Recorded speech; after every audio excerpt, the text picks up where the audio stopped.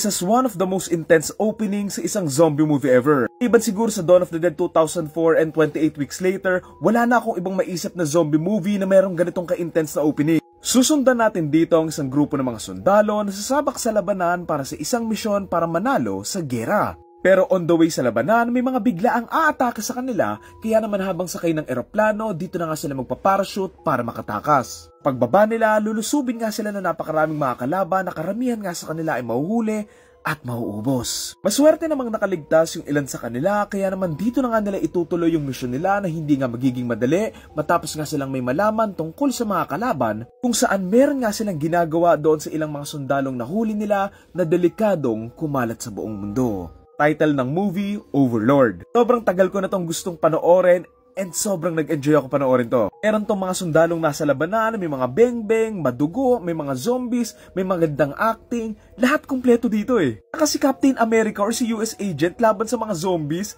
I'm in, baby! Kung ganito din yung makikita natin sa kanya sa future ng MCU, talagang aabangan ko din siya. Ang Overlord, hindi siya komplikado and wala naman masyadong deeper meaning yung story, pero was it fun to watch?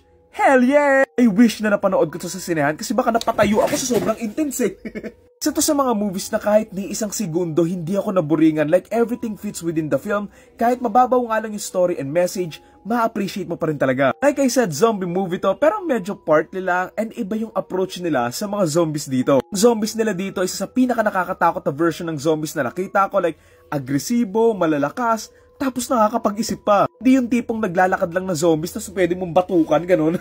What makes the film effective pa, at least for me, is that sinat nila to sa totoong nangyari sa history. Kumbaga pinaghalo nila yung gawa-gawa lang with the zombies and everything doon nga sa totoong nangyaring labanan noong 1940s that made the film more grounded and mas magagrasp mo agad kung bakit kalaban yung mga kalaban nila. I mean yung experiment part dito sa may movie, partly true din naman to kung familiar nga kayo with the history kasi may mga ilang sundalo din na dumaan nga sa ganito kasi ito rin yung goal ng mga kalaban. Pero yung kaibahan nga nito sa movie, nag-fail sila in real life and hindi nga sila nakaimbento ng mga superhumans unlike nga dito sa Overlord. Back to the film, isa rin sa nagustuhan ko dito yung mga characters nila na talagang lahat lovable naman and alam mo yun, iruroot mo talaga silang manalo. Wala ding unnecessary betrayal or masamang character just for the sake of conflict lang. Kumbaga, hindi sila gumamit ng mga usual tropes, gano'n. Siguro yung kinulang lang sa film, masyado lang talaga siyang coincidental on some parts and yung rawness lang talaga niya na pwede pa sanang ma-improve. This is a very quick film na sobrang straightforward lang pero sobrang mag-e-enjoy ka din naman. So again, ang title na to ay Overlord 2019 and ang torta rating ko for this ay 7.5